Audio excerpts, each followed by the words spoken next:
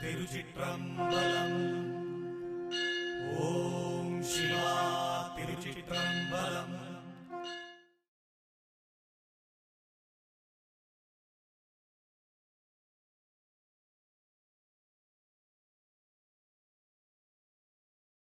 திருச்சிற்றம்பலம். அருள் பரஞ்சோதி தனிப்பெரும் ಕರುಣೆಯೇ. ತಿರುಚಿಟ್ರಂಬಲಂ. ಬಾವಿಯಿಂದ ನೀರು ಎಳೆದ ಹಾಗೆ ಶ್ವಾಸವನ್ನು ಮೇಲಕ್ಕೆ ಎಳಿಬೇಕು. ಬಾವಿಯೊಳಗೆ ಕೊಡಪಾನವನ್ನು ಹೇಗೆ ಇಳಿಸ್ತೇವೆ ಅದೇ ರೀತಿ ಶ್ವಾಸವನ್ನು ಕೆಳಮುಖವಾಗಿ ಬಿಡಬೇಕು. ಈ ರೀತಿಯಾದ ಅಭ್ಯಾಸವನ್ನು ಎಲ್ಲರೂ ಮಾಡ್ತಾ ಬರಬೇಕು. ದಿನಕ್ಕೊಂದು 5 ನಿಮಿಷ ಆದರೂ ಮಾಡಬೇಕು. ಬೆಳಗ್ಗೆ ಎದ್ದ ಕೂಡಲೇ ಅಂತೇಳಿದರೆ ನಮ್ಮ ನಿತ್ಯ ಕರ್ಮವನ್ನು ಮುಗಿಸಿ ಬಾತ್ರೂಮಿಗೆಲ್ಲ ಹೋಗೋದೆಲ್ಲ ಹೋಗಿ ನಮ್ಮ ಉದರವನ್ನು ಸ್ವಚ್ಛ ಮಾಡಿ ನಮ್ಮ ದೇಹದಲ್ಲಿರುವ ಕಲ್ಮಶವನ್ನೆಲ್ಲ ಹೊರಗೆ ತೆಗೆದು ಪರಿಪೂರ್ಣವಾಗಿ ಅದಾದ ಮೇಲೆ ಸ್ನಾನ ಮಾಡಿದರೆ ಸ್ನಾನ ಮಾಡಿ, ಇಲ್ಲದೆ ಹೋದ ಪಕ್ಷದಲ್ಲಿ ಕೈಕಾಲು ಮುಖ ತೊಳೆದು ಒಂದು ಚಾಪೆಯನ್ನು ಹಾಕಿ, ಚಾಪೆ ಇಲ್ಲದ್ರೆ ಯಾವುದೋ ಒಂದು ರೀತಿಯ ಆಸನ, ನಿಮಗೆ ಬೇಕಾದಂಥ ಆಸನ. ದರ್ಬೆ ಹುಲ್ಲಿನ ಚಾಪೆ ಸಿಕ್ಕಿದರೆ ಬಹಳ ಒಳ್ಳೆಯದು. ಧ್ಯಾನ ಮಾಡುವವರಿಗೆಲ್ಲ ದರ್ಬೆ ಹುಲ್ಲಿನ ಚಾಪೆ ಸಿಕ್ಕಿದರೆ ಬಹಳ ಒಳ್ಳೆಯದು. ಇದರ ಏನೋ ಒಂದು ವಸ್ತ್ರ ಹಾಕಿಬಿಟ್ಟು ಕಣ್ಣು ಮುಚ್ಚಿ ಕೂತ್ಕೊಳ್ಳುವಾಗ ನಿಮ್ಮ ಇಷ್ಟ ದೇವರು, ನಿಮ್ಮ ಕುಲದೇವರು, ನಿಮ್ಮ ಗ್ರಾಮ ದೇವರು ಹಾಗೂ ನಿಮ್ಮ ಅಂತರಾತ್ಮದಲ್ಲಿರುವ ಗುರುವನ್ನು ನೆನೆಸಿಕೊಂಡು 5 ಬಾರಿ ಓಂಕಾರವನ್ನು ಹೇಳಿ ಶ್ವಾಸವನ್ನು ಮೇಲ್ಮುಖವಾಗಿ ಎಳೆಯಲಿಕ್ಕೆ ಪ್ರಯತ್ನ ಪಡಬೇಕು. ನಾಭಿ ಪ್ರದೇಶದಿಂದ ಮೇಲ್ಮುಖವಾಗಿ. ದೇಹ ಹಗೂರವಾಗಿರಬೇಕು. ದೇಹವನ್ನು ಗಟ್ಟಿ ಮಾಡಬಾರ್ದು. ದೇಹವನ್ನು ಹಗೂರವಾಗಿ ಬಿಟ್ಟಿರಬೇಕು. ಈ ರೀತಿಯಾದ ಅಭ್ಯಾಸವನ್ನು 5 ನಿಮಿಷ ಮಾಡಿದರೆ ಸಾಕು. ಯಾವಾಗಲೂ ಬೆಳಗ್ಗೆ 5 ನಿಮಿಷ ಸಾಕು. ಆ 5 ನಿಮಿಷದಲ್ಲಿ ಏನು ಆನಂದ ಸಿಗ್ತದೆ ಅದನ್ನು ಮುಂದುವರಿಸಿ. ಇದು ಬಹಳ ಮುಖ್ಯ ಎಲ್ಲರಿಗೂ. ಬೇರೆ ಏನು ಮಾಡೋದು ಬೇಡ. ಕಣ್ಣು ಮುಚ್ಚಿ ಶ್ವಾಸದ ಬಗ್ಗೆ ಗಮನ. ಶ್ವಾಸ ಯಾವ ರೀತಿ ಬರ್ತದೆ, ಯಾವ ರೀತಿ ಹೋಗ್ತದೆ, ಯಾವ ರೀತಿ ಬರ್ತದೆ, ಯಾವ ರೀತಿ ಹೋಗ್ತದೆ. ಈ ರೀತಿಯಾದ ಅಭ್ಯಾಸವನ್ನು ಎಲ್ಲರೂ ಮಾಡಿ ಈ ಅಭ್ಯಾಸದಿಂದ ಸಿಗುವ ಆನಂದದಿಂದ ಮುಂದಿನ ಹೆಜ್ಜೆಯನ್ನು ಇಡಬೇಕು. ಅದಕ್ಕಿಂತ ಮುಂಚೆ ಮುಂದಿನ ಹೆಜ್ಜೆಯನ್ನು ಇಡಬಾರ್ದು. ಮುಖ್ಯವಾಗಿ ಬೇಕಾದ್ದು ಒಂದು ಆಸನ ಸಿದ್ಧಿ. ಇದೆಲ್ಲ ಮಾಡಲಿಕ್ಕೆ ಬೇಕಾದ್ದು ಒಂದು ಆಸನ ಸಿದ್ಧಿ. ಎಷ್ಟು ಹೊತ್ತು ನಾವು ಕೂತ್ಕೊಳ್ತೇವೆ, ಎಷ್ಟು ಹೊತ್ತು ನಮ್ಮಿಂದ ಕೂತ್ಕೊಳ್ಳಿಕ್ಕೆ ಆಗ್ತದೆ, ಈ ಅಭ್ಯಾಸವೇ ಬಂದರೆ ಸಾಕಾಗ್ತದೆ. ಮುಂದಿನ ಎಲ್ಲ ವಿಚಾರಗಳು, ಎಲ್ಲ ಸಾಧನೆಗಳನ್ನು ಮಾಡಲಿಕ್ಕೆ ಮುಖ್ಯವಾಗಿರುವಂಥ ವಿಚಾರ ಇದು. ಈ ಶ್ವಾಸದ ಅಧ್ಯಯನ, ನಮ್ಮ ಉಸಿರಾಟದ ಬಗ್ಗೆ ಗಮನ. ನಮ್ಮ ಉಸಿರಾಟ ಯಾವ ರೀತಿ ಅಂತೇಳಿ ಕೂಡಿದಷ್ಟು ಮಟ್ಟಿಗೆ ನೇರವಾಗಿ ಕೂತ್ಕೊಳ್ಳಿಕ್ಕೆ ಪ್ರಯತ್ನ ಪಡಬೇಕು. ನೇರವಾಗಿ ಕುತ್ತಿಗೆ ಆ ಕಡೆ ಈ ಕಡೆ ಬಾಗಬಾರ್ದು. ಹಿಂದುಗಡೆಯೋ ಮುಂದುಗಡೆಯೋ ಆ ಕಡೆ ಈ ಕಡೆ ಹೋಗಬಾರ್ದು. ಕೂಡಿದಷ್ಟು ಮಟ್ಟಿಗೆ ಮೊದಲಿಗೆ ಸ್ವಲ್ಪ ಕಷ್ಟ ಆಗ್ತದೆ, ಅದಾದ ಮೇಲೆ ಸ್ವಲ್ಪ ಸುಲಭವಾಗ್ತದೆ. ಈ ರೀತಿಯಾದ ಅಭ್ಯಾಸವನ್ನು ಮಾಡಿ ಎಲ್ಲರೂ ಅಭ್ಯಾಸವನ್ನು ಮಾಡಿ. ಮುಂದಿನ ಅಭ್ಯಾಸ ಬೇಕು ಅಂತೇಳಿದರೆ ಕೇಳಿ ತಿಳ್ಕೊಳ್ಳಿ. ಇದು ಮುಖ್ಯವಾಗಿರುವಂಥ ವಿಚಾರ. ಇದರಲ್ಲಿ ಮುಖ್ಯವಾಗಿ ಪಾಸಾಗಬೇಕು. ಇದರಲ್ಲಿ ಪಾಸಾದರೆ ಮುಂದಿನ ಅಧ್ಯಯನ ಎಲ್ಲವೂ ಸುಲಭವಾಗಿ ಮಾಡಲಿಕ್ಕಾಗ್ತದೆ. ಇದರಲ್ಲಿ ಪಾಸಾಗಲಿಲ್ವಾ ಮುಂದಿನ ಅಧ್ಯಯನಕ್ಕೆ ಹೋಗಲಿಕ್ಕೆ ಆಗುವುದಿಲ್ಲ. ಮುಂದಿನ ಅಧ್ಯಯನದಲ್ಲಿ ಶ್ವಾಸವನ್ನು ನಮ್ಮ ಭ್ರೂಮಧ್ಯ ಪ್ರದೇಶದಲ್ಲಿ ನಿಲ್ಲಿಸಬೇಕು. ಅದಕ್ಕೆ ಅದೆಷ್ಟೋ ತಿಂಗಳುಗಳ ಸಮಯ, ಅದೆಷ್ಟೋ ವರ್ಷಗಳ ಸಮಯ, ಅವರವರ ದೇಹ ಪ್ರಕೃತಿಗೆ ತಕ್ಕಂತೆ ಈ ಶ್ವಾಸದ ಬಗ್ಗೆ, ಉಸಿರಾಟದ ಬಗ್ಗೆ ಗಮನ ಭಾಳ ಸೂಕ್ಷ್ಮವಾಗಿರಬೇಕು. ಆ ಉಸಿರಾಟದ ಗಮನ ಯಾವಾಗ ನಮಗೆ ಸರಿಯಾದ ರೀತಿಯಲ್ಲಿ ಆಗ್ತದೆ, ನಮ್ಮ ಉಸಿರು ಇದೇ ಸ್ಥಿತಿಯಲ್ಲಿ ಹೋಗ್ತದೆ, ಇದೇ ಸ್ಥಿತಿಯಲ್ಲಿ ಬರ್ತದೆ, ನಮ್ಮ ಶ್ವಾಸ ಇಷ್ಟು ದೂರಕ್ಕೆ ಹೋಗ್ತದೆ, ಇಷ್ಟು ದೂರದಿಂದ ಪುನಃ ನಮ್ಮೊಳಗೆ ಬಂದು ಸೇರಿಕೊಳ್ತದೆ ಎಂಬ ಅಧ್ಯಯನ ನಿಮ್ಮೊಳಗೆ ಆಗಬೇಕು. ಆ ಅಧ್ಯಯನ ಪರಿಪೂರ್ಣ ಆದ ಮೇಲೆ ಆ ಶ್ವಾಸವನ್ನು ನಮ್ಮ ಭ್ರೂಮಧ್ಯ ಪ್ರದೇಶ ಅಂದರೆ 2 ಕಣ್ಣಿನ ನಡುವಿನ ಸ್ಥಳದಲ್ಲಿ ನಿಲ್ಲಿಸಲಿಕ್ಕೆ ಪ್ರಯತ್ನ ಪಡಬೇಕು. ಆಗ ಮೊದಲನೇ ಅಧ್ಯಯನ ಶ್ವಾಸದ ಬಗ್ಗೆ ಗಮನ. ಯಾವ ರೀತಿ ಶ್ವಾಸ ಹೋಗ್ತದೆ, ಯಾವ ರೀತಿ ಶ್ವಾಸ ಬರ್ತದೆ. ಈ ರೀತಿ ಅಭ್ಯಾಸವನ್ನು ಮಾಡಿ ಕಣ್ಣು ಬಿಡುವ ಸಮಯದಲ್ಲಿ ನಿಧಾನವಾಗಿ ಮನಸ್ಸಿನಲ್ಲಿ, ಅಂತರಾತ್ಮದಲ್ಲಿ ನಮ್ಮ ಜ್ಞಾನದಿಂದ ಓಂಕಾರವನ್ನು ಸೇರಿಸಿಕೊಳ್ಬೇಕು. 5 ಬಾರಿ ಓಂಕಾರವನ್ನು ಹೇಳಿ ಆ ಪಂಚಭೂತಗಳಿಗೆ ನಮಸ್ಕರಿಸಿ ತಾಯಿ ತಂದೆ ಗುರುವನ್ನು ಮನಸ್ಸಿನಲ್ಲಿ ನೆನೆಸಿಕೊಂಡು ಕಣ್ಣು ಬಿಡುವ ಸಮಯದಲ್ಲಿ ನಮ್ಮ 2 ಕೈಗಳನ್ನು ಜೋರಾಗಿ ಉಜ್ಜಿಕೊಂಡು ಮೊದಲಿಗೆ ಕಣ್ಣು ಬಿಡುವಾಗ ನಮ್ಮ 2 ಕೈಯನ್ನು ನೋಡಬೇಕು, ಹಸ್ತವನ್ನು. ಅದಾದ ನಂತರ ಬಾಕಿದ್ದವರೆಲ್ಲರನ್ನು ನೋಡಬೇಕು. ಅದು ಯಾಕೆ, ಯಾವ ಕಾರಣಕ್ಕೆ ಬೇಕಾಗಿ? ನಾವು 5 ನಿಮಿಷ ಸಂಪಾದನೆ ಮಾಡಿದ ವಿಚಾರ ನಾವು ಯಾವುದನ್ನು ನೋಡ್ತೇವೆ ಅಲ್ಲಿಗೆ ಹೋಗಿ ಸೇರ್ತದದು. ಆಗ 5 ನಿಮಿಷ ಸಂಪಾದನೆ ಮಾಡಿದ ವಿಚಾರ ಅದು ಪುನಃ ನಮ್ಮ ಒಳಗೆ ಸೇರಲಿ ಎಂಬ ಉದ್ದೇಶಕ್ಕೆ ಬೇಕಾಗಿ 2 ಕೈಯನ್ನು ಬಿಸಿ ಮಾಡಿ ಆ ಕೈಯನ್ನು ನೋಡೋದು. ಮೊದಲು ಕೈಯನ್ನು ನೋಡಿದ ಮೇಲೆ ಎಲ್ಲವನ್ನು ನೋಡೋದು. ಇಲ್ಲದಿದ್ದರೆ ನಾವು ಸಂಪಾದನೆ ಮಾಡಿದ ವಿಚಾರ ಅದು ಡೈರೆಕ್ಟಾಗಿ ಪ್ರಕೃತಿಗೆ ಹೋಗಿಬಿಡ್ತದೆ. ಕಣ್ಣು ಬಿಟ್ಟಿಗೆ ಸಡನ್ನಾಗಿ ಕಣ್ಣು ಬಿಟ್ಟ ಕೂಡಲೇ ಅದು ಎದುರು ಯಾರಿದ್ದಾರೆ ಅವರಿಗೆ ಹೋಗ್ತದೆ ಅದು ಆಟೋಮೆಟಿಕ್ಕಾಗಿ. ಆಗ ಎಲ್ಲೆಲ್ಲಿ ಹೋಗಬಾರ್ದು, ಅದು ಪುನಃ ನಮ್ಮ ಒಳಗೆ ಬರಬೇಕು. ಆಗ ಹೇಗೆ ನಮ್ಮನ್ನು ನಾವು ನೋಡಿಕೊಳ್ಳಿಕ್ಕಾಗ್ತದೆ? ಆ ಕಣ್ಣು ಬಿಟ್ಟ ಕೂಡಲೇ ನಮ್ಮನ್ನು ನಾವು ನೋಡಿಕೊಳ್ಬೇಕಾದ್ರೆ ಬೇರೆ ದಾರಿಯಲ್ಲ, ಕೈಯೇ ಅದಕ್ಕೆ ಕಾರಣ. ಆಗ ನಮ್ಮ ಜ್ಞಾನಿಗಳು ಎಷ್ಟು ಸೂಕ್ಷ್ಮವಾಗಿ ಜ್ಞಾನವನ್ನು ತಿಳಿದಿದ್ದಾರೆ. ಆ ಎನರ್ಜಿ ಪುನಃ ನಿಮ್ಮೊಳಗೆ ಹೋಗಬೇಕದು. ಇದೆಲ್ಲ ಸ್ವಲ್ಪ ಸೂಕ್ಷ್ಮ. ಇದೆಲ್ಲ ನಾವು ಅರ್ಥ ಮಾಡಿಕೊಳ್ಬೇಕು. ಇದೆಲ್ಲ ಅರ್ಥ ಮಾಡಿಕೊಳ್ಳುವಾಗ ಎಲ್ಲದರ ಅರಿವು ನಮ್ಮೊಳಗೆ ಬರ್ತದೆ. ತುಂಬ ಸೂಕ್ಷ್ಮವಾದ ವಿಚಾರ. ಈ ರೀತಿಯಾದ ಅಭ್ಯಾಸವನ್ನು ಮಾಡಿ. ಮೊದಲಿಗಿಷ್ಟೇ ಅಭ್ಯಾಸ ಸಾಕು. ಅದು ಒಬ್ಬೊಬ್ಬರಿಗೆ ಒಂದೊಂದು ರೀತಿಯ ಅನುಭವ ಆಗ್ತದೆ. ಒಬ್ಬೊಬ್ಬರಿಗೆ ಒಂದೊಂದು ರೀತಿಯ ಅನುಭವ ಆಗುವಾಗ ಅನುಭವವನ್ನು ಹಂಚಿಕೊಳ್ಳಿ. ಈ ರೀತಿ ಆಯಿತು, ಈ ರೀತಿ ಆಯಿತು, ಈ ರೀತಿ ಆಯಿತು ಅಂತ. ಆಗ ಆ ಅನುಭವದಿಂದ ಮುಂದಿನ ಸ್ಥಿತಿಯನ್ನು ಹೇಳ್ತಾರೆ. ನಿಮ್ಮ ಅನುಭವ ಸರಿಯಾಗಿದ್ದ ಪಕ್ಷದಲ್ಲಿ ಮುಂದಿನ ಸ್ಥಿತಿಗೆ ನಿಮಗೆ ಹೋಗ್ಬೋದು ಅಂತ ಹೇಳ್ತಾರೆ. ಆ ಅನುಭವ ಸಿಗದೆ ಅವರವರ ಅನುಭವ ಅವರವರಿಗೆ ಸ್ವಂತ. ಇಲ್ಲಿ ಇಷ್ಟು ಭಕ್ತರಿದ್ದಾರೆ, ಇಷ್ಟು ಭಕ್ತರಲ್ಲಿ ಎಲ್ಲರ ಅನುಭವ ಬೇರೆ ಬೇರೆ ಅನುಭವ, ಒಂದೇ ಅನುಭವ ಆಗಲಿಕ್ಕೆ ಸಾಧ್ಯವೇ ಇಲ್ಲ. ಆ ಅನುಭವದ ಮೇಲೆ ಎಲ್ಲವೂ ಅಡಗಿದೆ. ಮುಂದಿನ ದಾರಿ, ಮುಂದಿನ ಮೆಟ್ಟಿಲಿಗೆ ಹತ್ತಬೇಕು ಅಂತೇಳಿ ಆದರೆ ಈ ಅನುಭವ ಸರಿಯಾಗಿರಬೇಕು. ಈ ಅನುಭವ ತಪ್ಪಾದರೆ ಮುಂದಿನ ಮೆಟ್ಟಿಲಿಗೆ ಹತ್ತಲಿಕ್ಕೆ ಕಷ್ಟ ಆಗ್ತದೆ. ಇದನ್ನು ನಾವು ಸ್ವಲ್ಪ ಸೂಕ್ಷ್ಮವಾಗಿ ಅರ್ಥ ಮಾಡಿಕೊಳ್ಬೇಕು. ಆದ ಕಾರಣ ಹೇಳಿದ ಅನುಭವ ಬಹಳ ಮುಖ್ಯ. ಆಗ ಶ್ವಾಸದ ಅಧ್ಯಯನ ಬಹಳ ಮುಖ್ಯ. ಈ ಉಸಿರಾಟದ ವಿಚಾರಗಳನ್ನು ನಾವು ಸರಿಯಾಗಿ ಗಮನಿಸಬೇಕು. ಪ್ರತಿದಿನವೂ ಗಮನಿಸಬೇಕು. ಪ್ರತಿದಿನವೂ ಪ್ರತಿ ಕ್ಷಣವೂ ಒಂದೊಂದು ಕೆಲಸ ಮಾಡುವ ಕೂಡ ಗಮನಿಸಬೇಕು. ಈ ರೀತಿಯಾಗಿ ನಾವು ಉಸಿರನ್ನು ಗಮನಿಸ್ತಾ ಮುಂದೆ ಹೋಗುವಾಗ ನಮಗೇನೋ ಒಂದು ಆನಂದ ಸಿಗ್ತದೆ, ಪರಮಾನಂದ ಸಿಗ್ತದೆ. ಈಗ ಧ್ಯಾನ ಮಾಡಬೇಕು ಅಂತ ಹೇಳ್ತಾರಲ್ವ, ಧ್ಯಾನ ಮಾಡಬೇಕು, ಏನೋ ಒಂದು ಸಾಧನೆ ಮಾಡಬೇಕು ಅಂತ ಹೇಳ್ತಾರೆ. ಅವರಿಗೆ ಮೊದಲಿನ ಪ್ರಾಕ್ಟೀಸು ಇಷ್ಟೇ. ಇದು ಮೊದಲಿನ ಪ್ರಾಕ್ಟೀಸ್. ಹೊಟ್ಟೆ ಖಾಲಿಯಾಗಿರಬೇಕು. ಹೊಟ್ಟೆಯಲ್ಲಿ ಯಾವುದೇ ರೀತಿಯ ಆಹಾರಗಳಿರಬಾರ್ದು. ನೀರು ಮಾತ್ರ ಇರಬೇಕು ಹೊಟ್ಟೆಯಲ್ಲಿ. ಯಾವುದೇ ರೀತಿಯ ಕಲ್ಮಶಗಳು ತುಂಬಿರಬಾರ್ದು ಹೊಟ್ಟೆಯಲ್ಲಿ. ಮಲ ಮೂತ್ರ ಎಲ್ಲವೂ ವಿಸರ್ಜನೆ ಆಗಿರಬೇಕು, ಕ್ಲೀನಾಗಿರಬೇಕು. ಅದಾದ ನಂತರ 1 ಗ್ಲಾಸು ನೀರು ಸಾಕು, ಇಲ್ಲ 2 ಗ್ಲಾಸು ನೀರು ಸಾಕು. ಅವರವರ ದೇಹ ಪ್ರಕೃತಿಗೆ ತಕ್ಕ ಹಾಗೆ ನೀರನ್ನು ಕುಡಿಯುವುದು.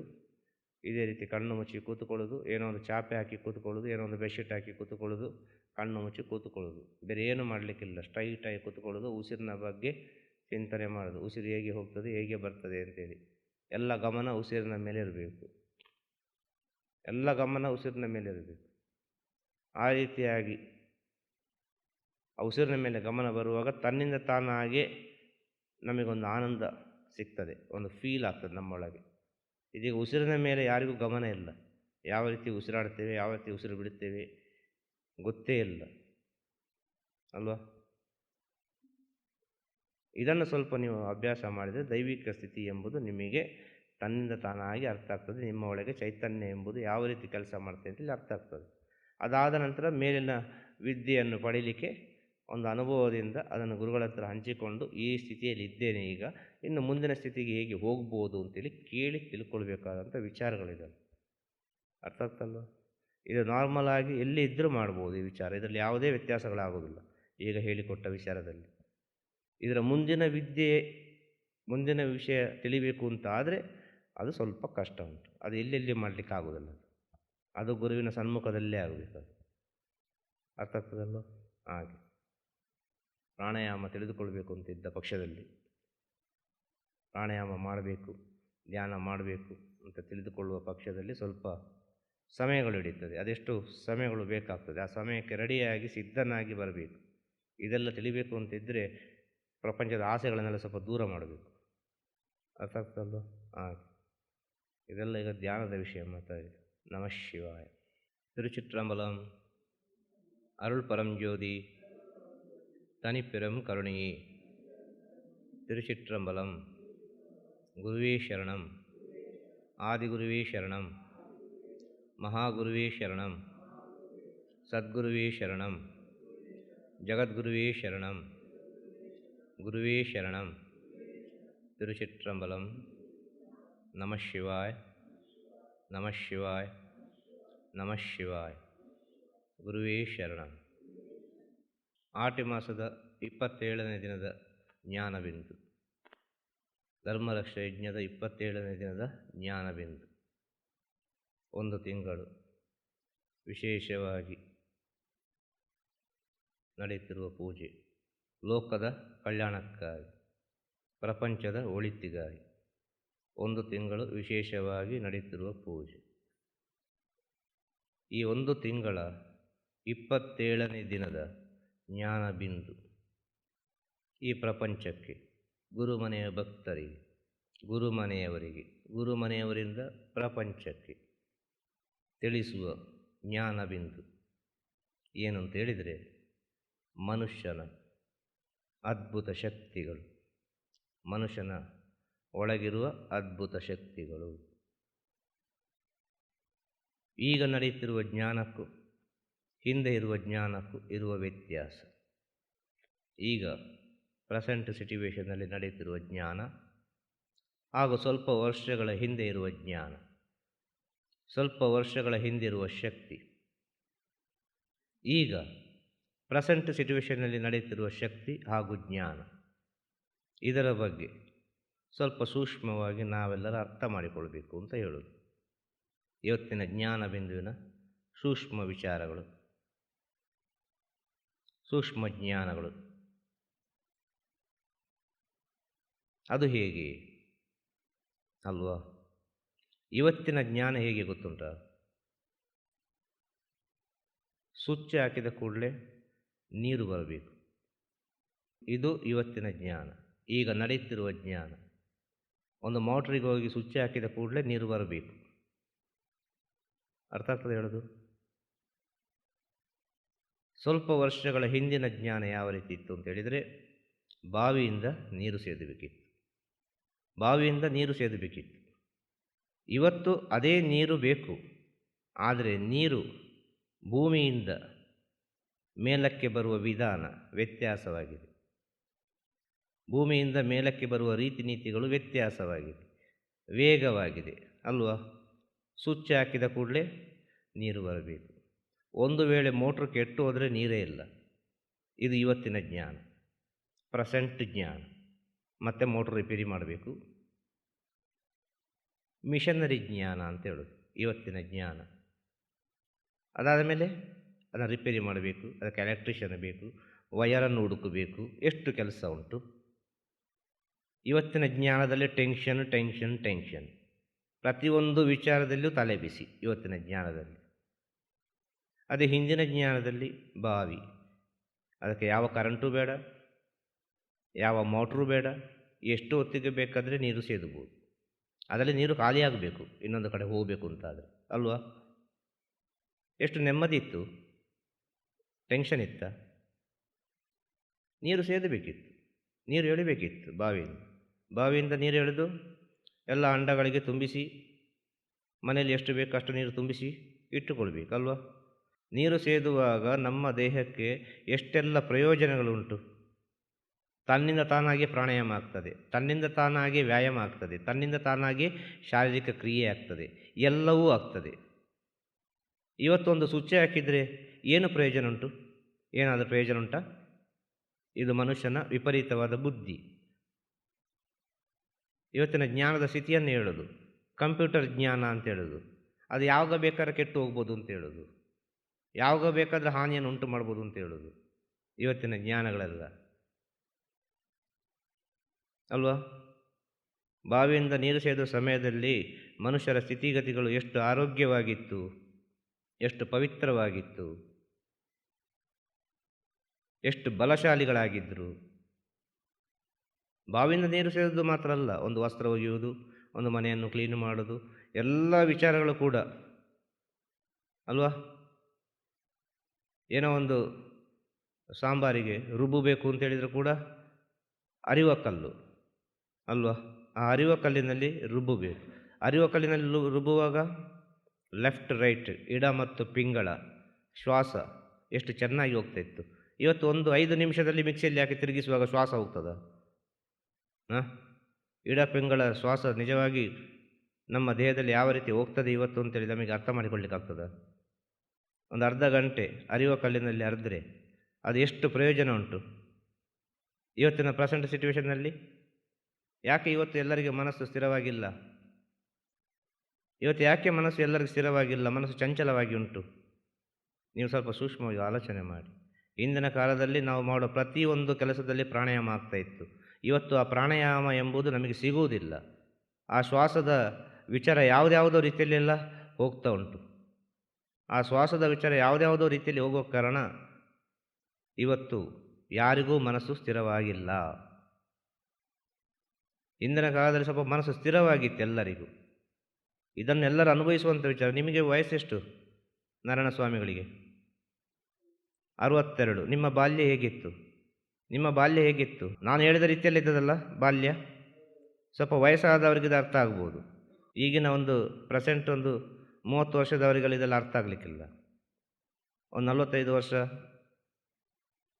ಹಿಂದೆ ಇದ್ದವರಿಗೆಲ್ಲ ಇದೆಲ್ಲ ಅರ್ಥ ಆಗ್ಬೋದು. ಒಂದು ವಸ್ತ್ರ ಒಗೆಯುವುದು ಮನೆಯಲ್ಲಿ ಅಲ್ವಾ. ಈಗಿನಾಗೆ ವಾಷಿಂಗ್ ಮಿಷಿನ್ ಇಲ್ಲ. ನೀರನ್ನು ಸ್ವಲ್ಪ ದೂರದಿಂದ ಹೊತ್ತುಕೊಂಡು ಬರಬೇಕಿತ್ತು. ಆಗ ಕೂಡ ಇದೇ ರೀತಿ ತಾನೇ ಜೀವನ ಮಾಡಿದ್ದು. ಏನು ವ್ಯತ್ಯಾಸ ಆಗಲಿಲ್ಲಲ್ಲ. ಇಲ್ಲಿ ವ್ಯತ್ಯಾಸ ಅದ್ದೇನು? ಬುದ್ಧಿ.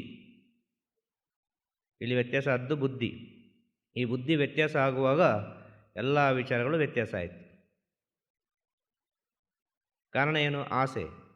ಬೇಗ ಆಗಬೇಕು, ಬೇಗ ಆಗಬೇಕು, ಬೇಗ ಆಗಬೇಕು ಅಂತೇಳಿ. ಇವತ್ತು ಸಣ್ಣ ಸಣ್ಣ ವಯಸ್ಸಿನಲ್ಲಿ ಮರಣ, ಎಲ್ಲರಿಗೂ ಹಾರ್ಟ್ ಅಟ್ಯಾಕ್, ಯಾವುದ್ಯಾವುದೋ ರೀತಿಯ ಸಮಸ್ಯೆ ಸಣ್ಣ ಸಣ್ಣ ವಯಸ್ಸಿನಲ್ಲಿ. ಕಾರಣ ಏನು? ನಮಗೆ ಶಾರೀರಿಕ ಕ್ರಿಯೆ ಇಲ್ಲ. ಅಷ್ಟು ಸಣ್ಣ ವಯಸ್ಸಿನಲ್ಲಿ ಹೇಗೆ ಮರಣ ಬರೋದು? ಇವತ್ತು ನಾವು ಊಟ ಮಾಡುವ ಊಟ, ಆಹಾರ ಎಷ್ಟು ವ್ಯತ್ಯಾಸ ಉಂಟು. ಕಾರಣ ಏನು?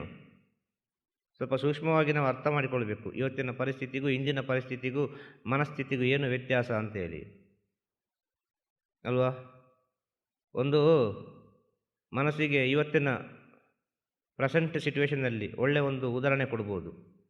ಮನಸ್ಸು ಯಾಕೆ ಇಷ್ಟು ವಿಚಲಿತವಾಗಿ ಉಂಟು, ಮನಸ್ಸು ಯಾಕೆ ಇಷ್ಟು ಓಡ್ತಾ ಉಂಟು, ಮನಸ್ಸು ಯಾಕೆ ಒಂದು ಸೀಮಿತದಲ್ಲಿ ಇಲ್ಲ, ಒಂದು ಒಳ್ಳೆಯ ಒಂದು ಉದಾಹರಣೆ ಕೊಡ್ಬೋದು. ಒಂದು ಫೋನು, ಇನ್ನೊಂದು ಪುಸ್ತಕ, ಒಂದು ಸಾಯಿ ಸಚ್ಚರಿತೆ, ಇಲ್ಲ ಗುರು ಚರಿತ್ರೆ, ಇಲ್ಲ ರಾಘವೇಂದ್ರರ ಚರಿತೆ, ಯಾವುದೋ ಒಂದು ಪುಸ್ತಕ ಒಂದು ಕಡೆ, ಇನ್ನೊಂದು ಕಡೆ ಫೋನ್. ಇವತ್ತಿನ ಫೋನ್, ನಾವು ಉಪಯೋಗಿಸುವ ಫೋನ್. ನೀವು ಪುಸ್ತಕ ಓದಿದರೆ ಅಷ್ಟು ಪೇಜಿ, ಎಷ್ಟು ಪೇಜಿ ಉಂಟು ಅದರಲ್ಲಿ? 1000 ಇರ್ಬೋದು, 2000 ಇರ್ಬೋದು, 300 ಇರ್ಬೋದು, 500 ಇರ್ಬೋದು. ಆ ಪುಸ್ತಕದ ಸ್ಥಿತಿಗತಿಗೆ ತಕ್ಕ ಹಾಗೆ ಅಲ್ವಾ. ಅಷ್ಟು ಪೇಜಿಯಲ್ಲಿ ಸಾಯಿಬಾಬಾವೇ ಬರ್ಬೋದು ಪುಸ್ತಕದಲ್ಲಿ. ಬೇರೆ ಯಾವ ವಿಷಯ ಬರಲಿಕ್ಕಿಲ್ಲ. ರಾಘವೇಂದ್ರ ಅಂದರೆ ರಾಘವೇಂದ್ರವೇ ಬರ್ಬೋದು. ಅಕ್ಕಲ್ಕೋಟು ಬಾಬಾ ಅಂದರೆ ಅಕ್ಕಲ್ಕೋಟು ಬಾಬಾವೇ ಬರ್ಬೋದು. ನಿತ್ಯಾನಂದರಂದರೆ ನಿತ್ಯಾನಂದರದೇ ವಿಚಾರ ಬರ್ಬೋದು ಅಲ್ವಾ. ಒಂದು ಗುರುಚರಿತ್ರೆ ಅಂದರೆ ಗುರುವಿಗೆ ಸಂಬಂಧಪಟ್ಟ ವಿಚಾರವೇ ಬರ್ಬೋದು ಒಂದು ಪುಸ್ತಕದಲ್ಲಿ. ಒಂದೇ ಸ್ಥಿತಿ, ಅದು ಒಬ್ಬರದ್ದೇ ಸ್ಥಿತಿ, ಒಂದೇ ವಿಷಯ. ಈ ಕಡೆ ಒಂದು ಫೋನು, ಆ ಫೋನಿನಲ್ಲಿ ಎಷ್ಟು ವಿಚಾರ ಬರ್ತದೆ, ಎಷ್ಟು ವಿಚಾರ ಬರ್ತದೆ ಅಂತ ಕೇಳೋದು. ಎಲ್ಲ ವಿಚಾರಗಳು ಬರ್ತದೆ. ಸಾಯಿಬಾಬಾ ಬರ್ತಾರೆ, ರಮಣ ಮಹರ್ಷಿ ಬರ್ತಾರೆ, ಅವರು ಬರ್ತಾರೆ, ಇವರು ಬರ್ತಾರೆ, ವಿಜ್ಞಾನ ಬರ್ತದೆ, ಎಲ್ಲವೂ ಬರ್ತದೆ. ಎಲ್ಲವೂ ನಿಮ್ಮ ಕಣ್ಣಿಗೆ ಕಾಣುವಾಗ ನೀವು ಯಾವುದನ್ನು ಆಯ್ಕೆ ಮಾಡ್ತೀರಿ? ಆಯ್ಕೆ ಮಾಡಲಿಕ್ಕಾಗ್ತದ? ಎಲ್ಲ ಹೊಸ ಹೊಸ ಹೊಸ ಹೊಸ ಹೊಸ ಹೊಸ ವಿಚಾರಗಳು ನಮ್ಮ ಕಣ್ಣಿಗೆ ಕಾಣ್ತದೆ ಫೋನಲ್ಲಿ, ಹೌದಲ್ವಾ. ಆ ಫೋನಲ್ಲಿ ಒಬ್ಬ ಒಂದನ್ನು ಆಯ್ಕೆ ಮಾಡಿದ ಅಂತೇಳಿದರೆ ಅವನ ಮನಸ್ಸನ್ನು ಒಂದು ಹಂತಕ್ಕೆ ಇಟ್ಟುಕೊಂಡ ಅಂತ ಅರ್ಥ. ಆ ಫೋನಿನಲ್ಲಿ 1000 ವಿಚಾರವನ್ನು ಬಿಟ್ಟು ಒಂದು ವಿಚಾರವನ್ನು ಹಿಡ್ಕೊಂಡ್ರೆ, ಈಗಿನ ಪ್ರೆಸೆಂಟ್ ಸಿಚುವೇಶನಲ್ಲಿ ಹೇಳೋದು, ಈಗಿನ ನಡೆಯುತ್ತಿರುವ ಮನುಷ್ಯರ ಜೀವನದ ಸ್ಥಿತಿಗತಿ, ಎಷ್ಟು ಪೇಜು ಪುಸ್ತಕದಲ್ಲಿ 1000 ಪೇಜ್ ಇದ್ದರೆ ಒಂದೇ ವಿಷಯ, ಫೋನಿನಲ್ಲಿ 1000 ಪೇಜ್ ಆದರೆ ಎಷ್ಟು ವಿಷಯ? 1000 ವಿಷಯ. ಆ 1000 ವಿಚಾರವನ್ನು ನಾವು ಹಿಡಿಯುವುದಲ್ಲ, ಒಂದು ವಿಚಾರವನ್ನು ಹಿಡಿಬೇಕು. ಇವತ್ತೆಲ್ಲರೂ 1000 ವಿಚಾರವನ್ನು ಹಿಡಿದಿದ್ದೀರಿ. ಯಾವುದು ಸರಿ ಯಾವುದು ತಪ್ಪು ಅಂತ ಗೊತ್ತಿಲ್ಲ ನಿಮಗೆ. 1000 ವಿಚಾರ ಬೇಕು. ಆ 1000 ವಿಚಾರವನ್ನು ಬಿಡಿ, ಪುಸ್ತಕದಾಗಿ ಒಂದೇ ವಿಚಾರವನ್ನು ಹಿಡ್ಕೊಳ್ಳಿ. ಇವತ್ತಿನ ಸ್ಥಿತಿ ಅಷ್ಟು ಮೋಸ ಆಗಿದೆ ಅಂತ ಹೇಳೋದು. ಅದೇ ಒಂದು ಮನೆಯಲ್ಲಿ ಒಂದು 10 ವರ್ಷದ ಮಗು ಉಂಟು, ಪುಸ್ತಕ ಓದಲಿಕ್ಕೆ ಗೊತ್ತುಂಟು ಅಂತ ಹೇಳಿದರೆ, ಆ ಮಗುವಿನ ಹತ್ರ ಒಂದು ಪುಸ್ತಕ ಮತ್ತೊಂದು ಫೋನನ್ನು ಕೊಟ್ಟರೆ ಮಗು ಫೋನಿನಲ್ಲಿ ಹೆಚ್ಚು ಹೊತ್ತು ಕಾಲ ಕಳೀತದೆ. ಪುಸ್ತಕ ಓದಲಿಕ್ಕೆ ಇಷ್ಟವೇ ಪಡೋದಿಲ್ಲ ಮಗು. ಇವತ್ತಿಗೆ ಸ್ಥಿತಿ ಹಾಗೆ ಆಗಿದೆ ಅಲ್ವಾ? ಸತ್ಯ ಅಲ್ವಾ? ನಾವು ಸ್ವಲ್ಪ ಸೂಕ್ಷ್ಮವಾಗಿ ಅರ್ಥ ಮಾಡಿಕೊಳ್ಳೋಕೆ, ಇವತ್ತು ಯಾಕೆ ಮನಸ್ಸು ಇಷ್ಟು ಚಂಚಲವಾಗಿದೆ ಎಲ್ಲರಿಗೆ? ನಾವು 1000ದ ಹಿಂದೆ ಓಡ್ತಾ ಇದ್ದೇವೆ, ಒಂದರ ಹಿಂದೆ ಓಡ್ತಾ ಇಲ್ಲ, ಒಂದೇ ವಿಷಯದ ಬಗ್ಗೆ ಅಧ್ಯಯನ ಮಾಡ್ತಾ ಇಲ್ಲ. ನಿಮ್ಮ ಮನಸ್ಸಿನಲ್ಲಿ ನಿಮ್ಮ ಅಂತರಾತ್ಮದಲ್ಲಿ ಯಾವ ವಿಷಯ ನಿಲ್ತದೆ ಅದೇ ಬೆಳೀತಾ ಹೋಗುವುದು. ನಿಮ್ಮ ಮನಸ್ಸಿನಲ್ಲಿ ಒಳ್ಳೆಯದು ಕೂತ್ಕೊಂಡ್ರೆ ಒಳ್ಳೆಯದೇ ಆಗ್ತದೆ, ಕೆಟ್ಟದ್ದು ಕೂತ್ಕೊಂಡ್ರೆ ಕೆಟ್ಟದೇ ಆಗ್ತದೆ. ಹಾಗೆಯೇ ನಾವು ಸ್ವೀಕರಿಸುವ ವಿಚಾರ ಪವಿತ್ರವಾಗಿರಬೇಕು. ಉಸಿರಿರುವವರೆಗೆ ತಾನೇ ಎಲ್ಲ ವಿಚಾರ, ಉಸಿರಿರುವವರೆಗೆ ಎಲ್ಲ ಉಂಟು. ಶ್ವಾಸ ಇದ್ದರೆ ಶಿವ, ಶ್ವಾಸ ಹೋದರೆ ಶವ ಅಂತೇಳಿ. ಆ ಶ್ವಾಸ ಇರಬೇಕಲ್ವ? ಆ ಶ್ವಾಸ ಮಾಡೋದು ಕೆಲಸ, ಎಲ್ಲ ವಿಚಾರ, ಎಲ್ಲ ಈ ಮಾಯೆ ಕರ್ಮ ಬಂಧ ಎಲ್ಲ ವಿಚಾರ ಮಾಡೋದು ಶ್ವಾಸ. ಆಗ ಶ್ವಾಸವನ್ನು ನೀವು ತಗೊಳ್ಳುವಾಗ ಪವಿತ್ರ ಭಾವನೆಯಿಂದ ತಗೊಳ್ಳಿ. ಶ್ವಾಸವನ್ನು ನೀವು ತಗೊಳ್ಳುವಾಗ, ಶ್ವಾಸವನ್ನು ಬಿಡುವಾಗ ಪವಿತ್ರ ಭಾವನೆಯಿಂದ ತಗೊಳ್ಳಿ, ಪವಿತ್ರ ಭಾವನೆಯಿಂದ ಬಿಡಿ. ಶ್ವಾಸವನ್ನು ಬಿಡುವಾಗ ನನ್ನ ಒಳಗಿರುವ ನೆಗೆಟಿವ್ ಎಲ್ಲ ಹೊರಗೆ ಹೋಗಲಿ ಅಂತ ಬಿಡಿ. ನನ್ನ ಒಳಗಿರುವ ನೆಗೆಟಿವ್ ಎಲ್ಲ ಹೊರಗೆ ಹೋಗಲಿ. ಶ್ವಾಸವನ್ನು ಒಳಗೆ ತಗೊಳ್ಳುವಾಗ ಎಷ್ಟು ಪ್ರಕೃತಿ ಶಕ್ತಿ ಉಂಟು, ಎಷ್ಟು ಪ್ರಪಂಚ ಶಕ್ತಿ ಉಂಟು, ಎಷ್ಟು ದೈವಿಕ ಶಕ್ತಿ ಉಂಟು. ಯಾವುದೋ ಒಂದು ರೀತಿಯಲ್ಲಿ ನನ್ನೊಳಗೆ ಬರ್ತದೆ, ಬರಲಿ ಅಂತೇಳಿ ಪ್ರಾರ್ಥನೆ ಮಾಡಿ ಆ ಭಗವಂತನ ನಾಮಸ್ಮರಣೆ ಮಾಡಿ ಶ್ವಾಸವನ್ನು ತಗೊಳ್ಳಿ. ಆದ ಕಾರಣ ಶ್ವಾಸವನ್ನು ಬಿಡುವಾಗ ಪ್ರತಿಯೊಬ್ಬರಿಗೆ ಹೇಳಿದ್ದು ಭಗವಂತನ ನಾಮಸ್ಮರಣೆ ಮಾಡಿ ಅಂತೇಳಿ. ಭಗವಂತನ ನಾಮಸ್ಮರಣೆ ಮಾಡಿ, ದೇವರ ನಾಮಸ್ಮರಣೆ ಮಾಡಿ, ಒಳ್ಳೊಳ್ಳೆ ವಿಚಾರವನ್ನು ಓದಿ, ಒಳ್ಳೊಳ್ಳೆ ವಿಚಾರವನ್ನು ತಿಳಿದುಕೊಳ್ಳಿ, ಒಳ್ಳೊಳ್ಳೆ ವಿಷಯಗಳ ಬಗ್ಗೆ ಮಾತಾಡಿ. ಶ್ವಾಸ ಹೇಗೆ ನಿಮ್ಮ ಒಳಗೆ ಹೋಗ್ತದೋ ಹಾಗೆ ಒಳ್ಳೊಳ್ಳೆ ವಿಚಾರಗಳು ಶ್ವಾಸದ ಜೊತೆ ಹೋಗಿ ನಿಮ್ಮ ಜೀವಾತ್ಮದಲ್ಲಿ ಕೂತುಕೊಳ್ತದೆ. ಅದು ಇದು 24 ಗಂಟೆ ನೆಗೆಟಿವ್ ಥಾಟ್ಸ್, ಅವರ ವಿಚಾರ ಇವರ ವಿಚಾರ, ಆ ಕಡೆದು ಈ ಕಡೆದು ಎಲ್ಲ ಮಾತಾಡಿಕೊಂಡಿದ್ರೆ ಅದೇ ವಿಚಾರದಾರೆ ನಿಮ್ಮ ಒಳಗೆ ಹೋಗಿ ಕೂತ್ಕೊಳ್ಳೋದು. ಆಗ ಆ ಶ್ವಾಸದಲ್ಲಿ ಮನಸ್ಸಿರೋದು, ಆ ಶ್ವಾಸದಲ್ಲಿ ಭಾವನೆಗಳು ಸೃಷ್ಟಿಯಾಗೋದು, ಎಲ್ಲ ವಿಚಾರಗಳು ಸೃಷ್ಟಿಯಾಗೋದು ಶ್ವಾಸದಲ್ಲಿ. ಆಗ ಶ್ವಾಸ ಬಿಡುವಾಗ, ಯಾವುದೇ ಒಂದು ಕೆಲಸ ಮಾಡುವಾಗ, ಏನೋ ಒಂದು ಮಾಡುವಾಗ ಪ್ರತಿದಿನವೂ ಒಳ್ಳೆ ವಿಚಾರವನ್ನು ನೆನೆಸಿಕೊಳ್ಳಿ ಅಂತ ಹೇಳಿದ್ದು.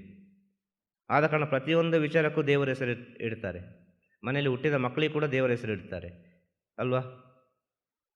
ಯಾವುದೋ ಒಂದು ರೀತಿಯಲ್ಲಿ ಆ ಮಗುವನ್ನು ಕರೆಯುವಾಗ ವೆಂಕಟೇಶ ವೆಂಕಟೇಶ ವೆಂಕಟೇಶ ವೆಂಕಟೇಶ ಅಂತ ಕರೆಯುವಾಗ, ಆ ವೆಂಕಟೇಶ ಅಂತ ಹೇಳುವಾಗ ಎಷ್ಟು ಶ್ವಾಸ ಹೋಗಿದೆ, ಎಷ್ಟು ಶ್ವಾಸ ನಮ್ಮ ಒಳಗೆ ಹೋಗಿದೆ ವೆಂಕಟೇಶ ಅಂತ ಹೇಳುವಾಗ. ಇದು ಎಂಥ ವಿಜ್ಞಾನ ಇದು, ನಮ್ಮ ಋಷಿಮುನಿಗಳು ಸೃಷ್ಟಿ ಮಾಡಿದ ವಿಜ್ಞಾನ. ಎಲ್ಲ ವಿಚಾರಗಳು ಸೃಷ್ಟಿಯಾಗೋದು ನಮ್ಮ ಉಸಿರಾಟದಲ್ಲಿ. ಆ ಉಸಿರಾಡುವ ಸಮಯದಲ್ಲಿ ಒಳ್ಳೆಯದನ್ನೇ ನೆನೆಸಿಕೊಳ್ಳಿ, ಒಳ್ಳೊಳ್ಳೆ ವಿಚಾರವನ್ನೇ ನೆನೆಸಿಕೊಳ್ಳಿ. ನಿಮ್ಮ ಒಳಗೆ ಪವಿತ್ರತೆ ಎಂಬುದು, ಪವಿತ್ರವೆಂಬ ವಿಚಾರ ನಿಮ್ಮ ಒಳಗೆ ತನ್ನಿಂದ ತಾನಾಗಿ ಸೃಷ್ಟಿಯಾಗಿಕೊಳ್ತದೆ, ನಿಮ್ಮ ಒಳಗೆ ತನ್ನಿಂದ ತಾನಾಗಿ ಸೃಷ್ಟಿಯಾಗಿಕೊಳ್ತದೆ. ಆದರೆ ಇವತ್ತು ಆಗಿಲ್ಲಲ್ಲ, ಅದಕ್ಕೆ ಹೇಳಿದೆ ಸ್ಮಾರ್ಟ್ಫೋನ್ ಒಂದು ಉದಾಹರಣೆ. ಪ್ರತಿಯೊಬ್ಬನ ಪಾಕೆಟ್ನಲ್ಲಿ ಉಂಟಲ್ವ ಸ್ಮಾರ್ಟ್ಫೋನ್, ಅದಿಲ್ಲದೆ ಬದುಕಲಿಕ್ಕೆ ಆಗೋದಿಲ್ಲಲ್ಲ, ಭಾಳ ಕಷ್ಟ ಆಗ್ತದಲ್ವ. ಅದು ಬೇಕು, ಎಷ್ಟು ಬೇಕು ಅಷ್ಟಕ್ಕೆ ಬೇಕು.